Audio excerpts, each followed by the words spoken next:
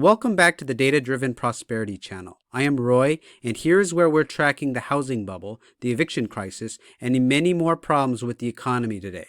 So I invite you to subscribe if you're not already subscribed. You'll see that in many cities across the country where local moratoriums have eased, evictions are picking up. They are still not at 100% of where they were pre-illness, but they are inching higher.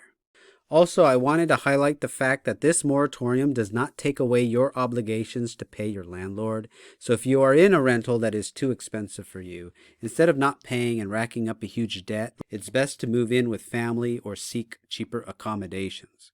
Here is an analysis by Moody's, which projected that rental debt could reach $70 billion by the end of the year. An estimated 12.8 million Americans would owe an average of $5,400 in missed rent. Now on to the eviction data we have today.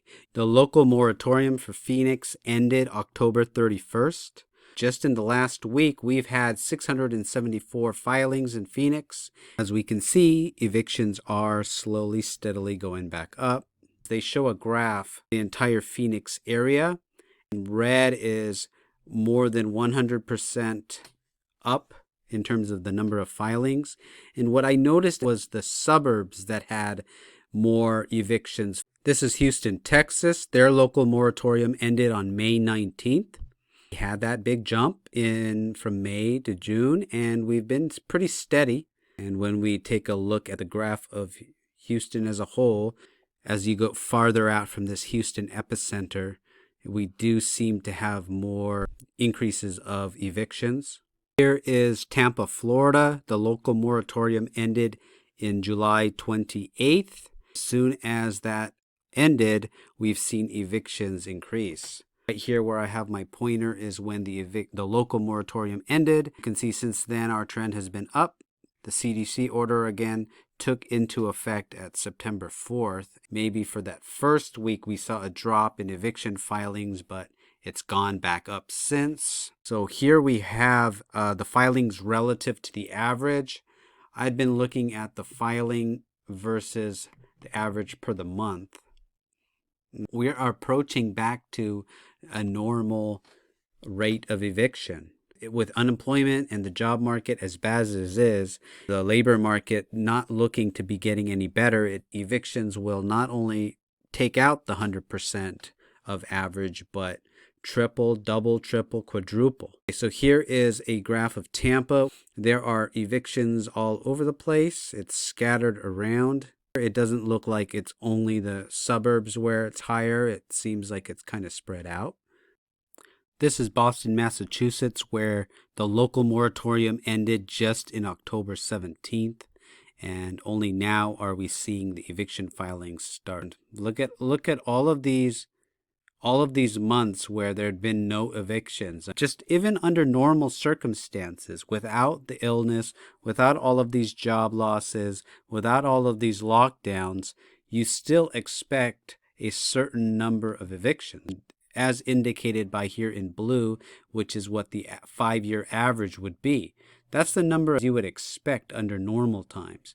The fact that we've been having almost none for several months only means that there's going to be a backlog of evictions for those under normal circumstances.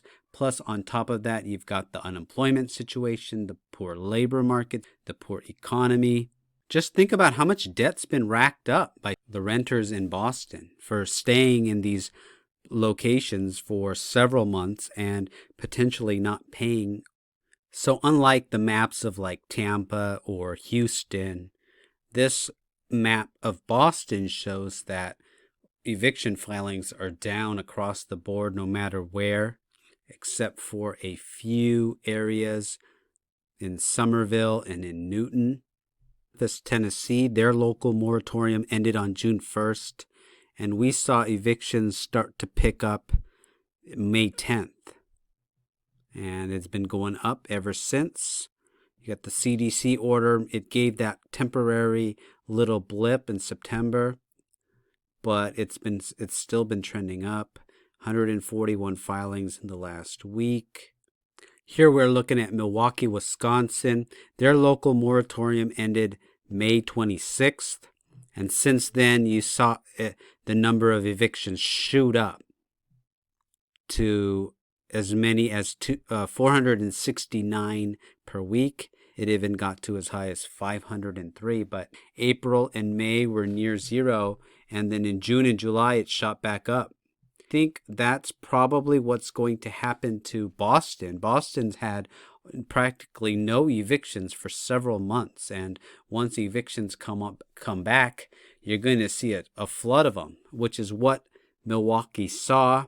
Now we're seeing it trend down, and I don't know exactly why this is happening, that it had trended down in August and September, but now it's kind of coming back. October was higher than September, and you can see this last week, which includes November 1st, is, again, it's higher than it's been since, it's actually higher than it's been since its August peak. Here is Wilmington, Delaware. Their local moratorium ended July 1st. Exactly when the local moratorium ended, we started seeing the filings in July.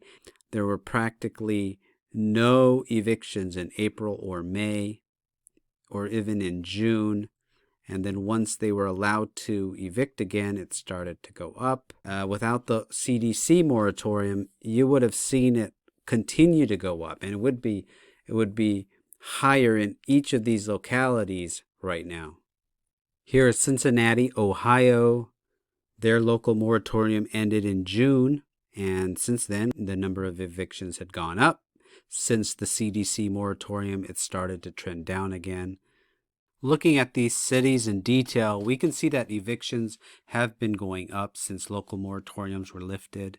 And we can also see that the backlog each of these cities are having once the CDC moratorium ends at the end of the year. The government is going to create a process where the evictions dribble out slowly. Instead of having 8 million evictions nationwide all flood the courts in January, they will do what they can to slow it down. Here is a look at the amounts that are being claimed in the eviction filings in Cincinnati, Houston, and Phoenix.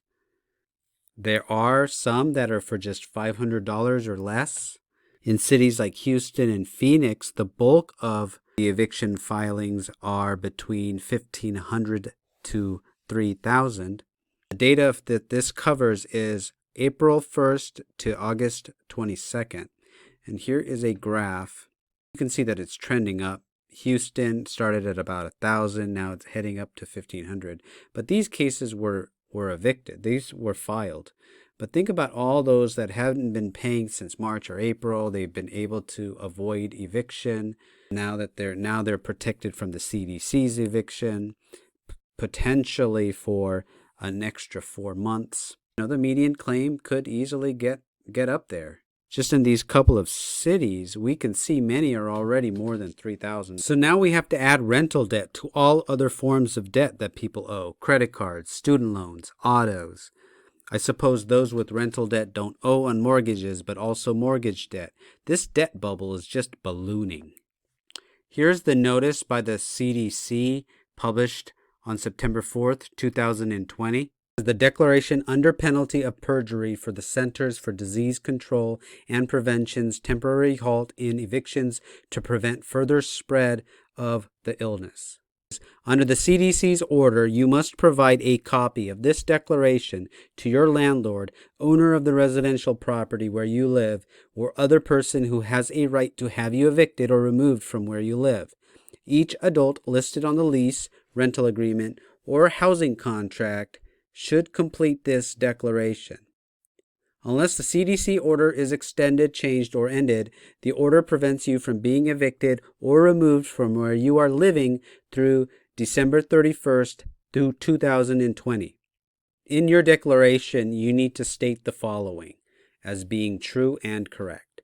I have used best efforts to obtain all government assistance for rent or housing. I either expect to earn no more than $99K or $198K if filing jointly.